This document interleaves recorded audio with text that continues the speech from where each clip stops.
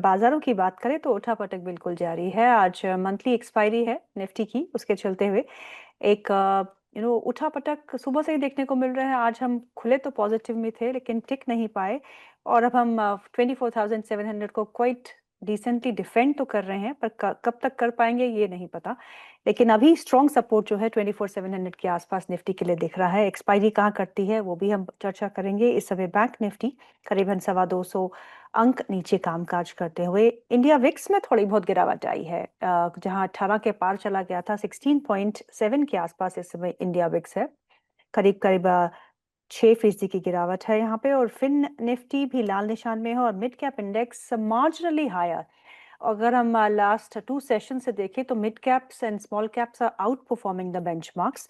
तो ये एक पोजीशन इन मार्केट्स में देखने को मिल रही है। चुनिंदा शेयरों में एक अच्छा उछाल देखने को मिल रहा है पोस्ट Q4 अर्निंग्स। लेकिन एक बड़ी खबर जो इस समय वर्ल्ड ओवर मार्केट्स में देखने को मिल रही है वो ट्रंप से रिलेटेड है, जहाँ पे यूएस के कोर्ट ने ट्रंप के डिसीजंस को as far as reciprocal travellers of concern उसे गलत ठहराया है। अब इसका आगे क्या निष्कर्ष निकल सकता है, इस पे हम भी चर्चा करेंगे। लेकिन देखना यह होगा कि नेक्स्ट बयान ट्रंप की तरफ से क्या आते हैं। लेकिन इस बयान के बाद अभी अगर हम यूएस मार्केट फ्यूचर्स की बात करें तो सभी इंडाइसेस में 1 से 2% की बढ़त देखने को मिल रही है। So futures are up, US futures. और अगर हम एशियन मार्केट्स को देखें तो most of the Asian markets जो है वो हरे निशान में कामकाज कर रहे हैं। हमारे मार्केट थोड़े दबाव में है क्योंकि आज एक्सपायरी है मंथली। बाजार की दिशा किस ओर हो सकती है? क्या हमें खुश होना चाहिए कि ट्रंप के अगेंस्ट कुछ शुरुआत हुई है, या फिर ये महीना भी, नया कॉन्ट्रैक्ट मंथ भी उठापटक में ही बीतेगा? इस पे हम चर्चा करेंगे। हमारे साथ 2 खास मेहमान जुड़ चुके हैं। Mister Sunny Agarwal, he is DVP head fundamental and equity research at SBI capital securities, and mister Raja Venkataraman, he is co-founder at Neo Trader. आप दोनों का बहुत-बहुत स्वागत है। मेरे साथ मेरे स्टूडियो में मोहिनी भी शामिल है मेरे इस कार्यक्रम के लिए। So my first question goes to Sunny sir. Sunny sir, उठापटक जारी है और ये लगातार हम कुछ सेशन से देख रहे हैं कि एक रेंज भी है और gradually we are shifting lower, but 24,700 के आसपास अभी हमने उसको डिफेंड की है अच्छे से। ट्रंप के लिए जो नया बयान आया है, द यूएस कोर्ट ने उनके जो टैरिफ्स का स्टेटमेंट है या टैरिफ बदलाव कर रहे हैं उसे गलत ठहराया है। आप इसे कैसा देखते हैं? क्योंकि आज globally the markets are up, futures are up. आज हमारे यहाँ एक्सपायरी है, उसके चलते दबाव है। So are you happy with this news, और आपको लगता है कि this news will also come and go? Yeah, good afternoon and thanks for having me on the show. Obviously happy. I think एक बात तो ये पक्की है कि जो जब अप्रैल में हमने देखा था कि जो ट्रेड वॉर, टैरिफ वॉर के रिलेटेड जो डेवलपमेंट हुई थी, उसके बाद एक पैटर्न बहुत क्लियर कट निकल के आए कि US will put some extraordinary tariff और duties on some country and then once that country is on negotiation table आप उसको स्लैश कर देते हो। तो ये तो काफी, मुझे लगता है कि काफी हद तक जो कंसर्न था ट्रेड डील को लेकर वो कहीं ना कहीं इज ऑफ हुआ है और एक क्लियर कट पैटर्न भी निकल कर आया है कि most of the countries will try to engage with US and come out with some solution in the next 2 to 3 months। तो मुझे लगता है कि जो पहले अगर 100% कंसर्न था तो घट के 40-50% पे तो आ चुका है। तो to some extent yes, concern reduce हुआ है ट्रेड डील को लेकर। Geopolitical tension again there is some relief at least temporarily. तो मुझे लगता है कि ओवरऑल मार्केट में सेंटिमेंट डेफिनेटली इंप्रूव हुए हैं पिछले 2 से 3 सप्ताह में एंड आई एम एक्सपेक्टिंग कि because of the very robust macro factors in India, market should look good. At least stock specific activity बहुत ज्यादा है मार्केट में and there one can dive into to identify some good wealth creation ideas। मैं आपसे एक मजाक ही एक share कर रही हूँ। टैको ट्रेड, एक नया ट्रेड जो है टर्म ग्लोबल मार्केट्स में घूम रहा है। इस ट्रेड टर्म को बोलते हैं ट्रम्प ऑलवेज चिकन्स आउट। तो जब भी वो चिकन आउट करते हैं तो मार्केट जंप कर जाता है। सो ये TACO trade is a new trending trade that we are seeing in the markets. On the lighter note, Raja, thank you so much for taking out time. Raja, आपको क्या लगता है, निफ्टी 24,700 पे सपोर्ट पाएगा या फिर नीचे के लेवल्स दायरे कुछ खुले हुए हैं? Yeah. So, good afternoon and thank you for inviting me to the show. So, I'll just refer back to आपने जो पहले कहा था कि मार्केट ऊपरी तरफ से जो प्रेशर आ रही है और मार्केट नीचे की तरफ जो ड्रिफ्ट हो रहा है, पर लेकिन आप देखेंगे ओवर द लास्ट 1 मंथ एक 24,000 से लेके 24,500 तक एक रेंज बना था, और जब उसके ऊपर जब निफ्टी चल पड़ी, तो अब जी। एक 24,500 से लेके 25,000 तक एक रेंज बन गया है। तो अगर आप एक थोड़े स्टेप बैक करके अगर आप ओवरऑल मूवमेंट को आप ट्रैक करेंगे, हालांकि ओवरऑल सिचुएशन जो है एक रेंज बाउंड सिचुएशन में है, बट देन जी। एक कंफर्टिंग फैक्टर है कि जो Q4 के नतीजे आ रहे हैं, it is producing stock specific action on the positive side, और ऊपर से जो रेंज जो है वो एक ऊपर की तरफ शिफ्ट हुआ है। तो ये मैं एक पॉजिटिव मानकर चल रहा हूं। अब भी अगर आप देखेंगे, बैंक निफ्टी जो है वो 56,000 क्रॉस नहीं कर पा रही है, लेकिन वहां पर एक कंसोलिडेशन हो रहा है। तो एक कंसोलिडेशन फेज है, ये एक टेस्टिंग फेज है ट्रेडर्स के लिए, इन्वेस्टर्स के लिए।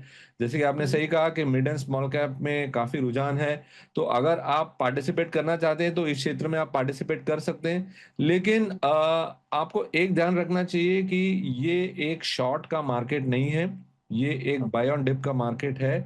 और मुझे लग रहा है कि अगले सीरीज जो है, राइट, आपने कहा था कि उठक पटक होने की संभावना है, संभावना जरूर है, क्योंकि मार्केट में अभी भी काफी लोग अनसर्टन है। बट देन मैं देख रहा हूं कि अगर एक 25,200 के ऊपर अगर एक निफ्टी की क्लोजिंग आ जाए, तो हमें एक नया हाई देखने मिल सकता है। तो हम एक बहुत इंटरेस्टिंग स्टेज पर रुके हुए हैं इस दौर पे।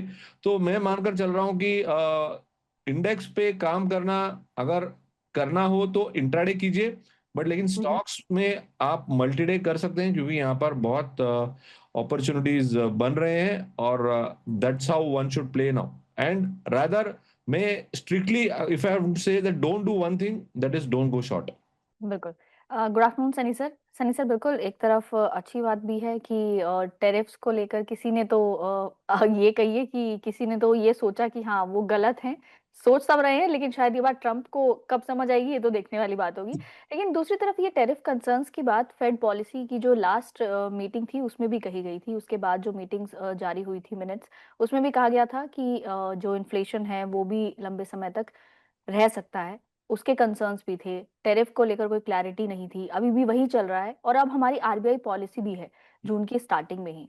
तो एक तो आपको आरबीआई पॉलिसी से क्या उम्मीदें हैं इस वक्त, और दूसरा फेड के रेट कट की क्या कोई उम्मीद लग रही है या नहीं? या तो मुझे अगेन आपका जो पहला वाला पॉइंट था कि ट्रम्प साहब को गलत ठहराया है वहां के कोर्ट ने, बट मुझे लगता है कि is a very shrewd businessman and उन्हें पता है कि how to get the deal out of various country. तो I think he is aware about the implications of the same, और अकॉर्डिंगली अगर आप उनका पैटर्न देखेंगे कि कहीं ना कहीं जो नेगोशिएशन है वो करने को रेडी है, तो ये डेफिनेटली वहाँ कंसर्न इज ऑफ हुआ है। रही रेट कट की बात, तो इन अपकमिंग आरबीआई पॉलिसी मुझे एक पर्सनली ऐसा लगता है कि शायद एक फ्रंट लोड हो सकता है रेट कट के फॉर्म में। 25 basis point is already priced in. हो सकता है कि जिस तरह से इन्फ्लेशन नंबर काफी सबड्यूड आ रहे हैं पिछले कुछ महीने से, तो वहाँ 50 बेसिस पॉइंट का रेट कट भी हम एक्सपेक्ट कर सकते हैं आरबीआई की ओर से। Coming to US Fed rate cut, वहाँ मुझे लगता है कि शायद अभी भी वहाँ जिस तरह से कमेंट्री निकल कर आ रही है, एक क्लियर इंडिकेशन है कि वेट एंड वॉच की ही कमेंट्री है। तो there again I am not very sure कि रेट कट इतना फास्ट आ पाएगा यूएस फेड के ओर से, because still they are not very clear कि जो टैरिफ का है उसका एक्चुअल इम्पैक्ट इकोनॉमी में अभी क्या है। मुझे लगता है कि जून और जुलाई के जो यूएस के इकोनॉमी के डेटा आएंगे, वहाँ जो रिसेंट टैरिफ हाइक हुआ था उसका इम्पैक्ट दिखना स्टार्ट होगा। So let's see how the data plays out in terms of jobs, business confidence, and as well as inflation number in the US economy. तो US Fed again not very clear rate cut आएगा कि नहीं, but RBI मुझे लगता है कि शायद front load भी कर सकता है अगर रेट कट की अगर हम बात करें तो। बिल्कुल। और वो सर फैक्टर इन दिख रहा है आपको अभी मार्केट में, या कुछ उम्मीदें हैं कि उसका असर किसी सेक्टर पर, जो रेट कट सेंसिटिव सेक्टर्स हैं उन पर देखने की उम्मीद है आपको? I think not fully factoring. मुझे लगता है कि अगर 25 बेसिस पॉइंट की जगह 50 बेसिस पॉइंट रेट कट आता है, तो रेट सेंसिटिव सेक्टर में डेफिनेटली एक काइंड ऑफ रिन्यूड मोमेंटम हम देख सकते हैं, specially on a sector which are rural focus sector. तो two wheeler as a sector which is struggling in terms of volume growth, तो वहाँ मुझे लगता है कि एक थोड़ा पुश मिलेगा। Within housing, affordable housing as a segment is struggling, तो वहाँ मुझे लगता है कि एक काइंड ऑफ पुश मिल सकता है। तो again in case there is a front loading in terms of rate cut, definitely मुझे लगता है कि there are more legs to the current rally in the market. बिल्कुल। गुड आफ्टरनून राजा सर। राजा sir, IndusInd bank पर क्या करना है? सेबी ने उसके फॉर्मर एग्जीक्यूटिव्स को इनसाइडर ट्रेडिंग के लिए जो उन पे लगाए हैं एलिगेशंस, उसके बावजूद आज स्टॉक गेन कर रहा है और पिछले कुछ समय से हम इस स्टॉक की स्टोरी देख ही रहे हैं कि कैसे एक बार एक अपसाइड लेता है, फिर डाउनसाइड लेता है। लेकिन अब जिन लेवल्स पे है, क्या करना चाहिए इस स्टॉक में? और इसके साथ ही इटर्नल का स्टॉक, ये भी आज के टॉप गेनर्स में शामिल है। इन दोनों पे करना क्या है सर? हाँ। पहली बात तो जब भी कोई स्टॉक्स में जो गिरावट आती है, specially based on the news, मैंने देखा है कि over the past so many years कि वो जो नेगेटिविटी है वो ऑलरेडी प्राइस इन हो जाती है when the stock category is good. जैसे कि आपने देखा होगा कि UltraTech was going to come out with the cable and wiring segment, they were going to enter that space, then Adani आया, तो इन सब में केईआई में एक बड़ा सा फॉल आया। It went to 2500 levels, now it is trading at 3600 levels. So in the same way IndusInd Bank में जो नेगेटिव न्यूज थी और उसका जो इम्पैक्ट था, मुझे लग रहा है कि वो सारा प्राइस इन हो चुका है। और अब भी जो भी न्यूज आ रहे हैं, people are digesting it and the stock will resume its upward journey. So yes, as a trading bet I would still favour IndusInd Bank, क्योंकि एक अच्छे लेवल्स पर है। तो अगर किसी को अगर एक 1 ईयर प्ले से देखना है, तो मुझे लग रहा है कि ये सारा न्यूज जो है वो फैक्टर इन हो जाएगा और वापस यहाँ से 1 ईयर से डबल हो सकता है। So it's a very good price point two consider, क्योंकि लास्ट एक महीने से क्लोजर टू अराउंड 700 to 800 के रेंज में चल रहा है। और जब मार्केट्स में सुधार आएगा, I am sure that this stock will also pick up, because it is at a very good price point in terms of the value. And now coming to Eternal में तो काफी सारा न्यूज फ्लोज आ रहा है and the kind of inclusions which it is having, और उसके बाद जो उसकी जो परफॉर्मेंस है that is also considerably improving. तो ये सब को नजर रखते हुए मुझे लग रहा है कि इटर्नल भी एक अच्छा प्रोस्पेक्ट दिखा रहा है from a investment perspective. So one should start looking at Eternal to add to their portfolio, क्योंकि यहाँ से मुझे लग रहा है कि Eternal can go towards the region of around 500 within the next 6 months। Sunny sir, one of the major triggers, जो सबसे बड़ा ट्रिगर अभी प्ले आउट होना है वो है मॉनसून। मॉनसून ने पहले ही दस्तक दे दी है। पहले तो हम इंतजार किया करते थे, लेकिन इस बार बारिशें ऐसी हैं कि रुक ही नहीं रही मुंबई में। दिल्ली में भी ऐसा ही है, सल्ट्री वेदर हो चुका है और मॉनसून का आगमन हो चुका है। मॉनसून से रिलेटेड कौन से ऐसे सेक्टर्स है या स्टॉक्स है जो आप इस समय देख रहे हैं दो शुड डू वेल? या यू आर वेरी राइट कि मानसून समय से पहले और जिस तरह से फोरकास्ट है वो भी लग रहा है कि लॉन्ग पीरियड एवरेज से थोड़ा बेहतर ही मानसून रहेगा। लेट्स सी, डिस्ट्रीब्यूशन अगर नॉर्मल रहा तो डेफिनेटली कुछ सेक्टर इसके बेनिफिशियरी डेफिनेटली रहेंगे। तो एक एग्रोकेमिकल सेक्टर ध्यान में आता है, which is N G. Immediate beneficiary in terms of kharif sowing. तो इसमें से हमारी जो रिकमेंडेशन है within agrochemical among the mid cap company, Dhanuka Agri, जिन्होंने Q4 में भी काफी अच्छे नतीजे डिक्लेयर किए हैं, रीजनेबल वैल्यूएशन पर है। तो 2000 रुपए का टारगेट से हमने रिसेंटली हमारा रिजल्ट अपडेट भी निकाला था। तो Dhanuka Agri is the one pick among this.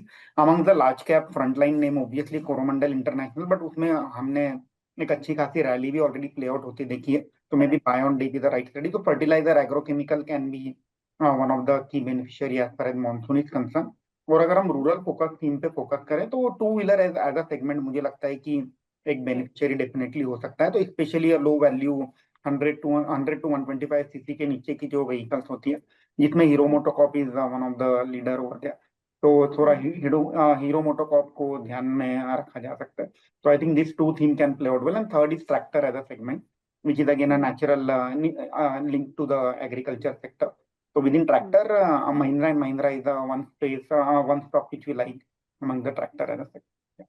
Hmm.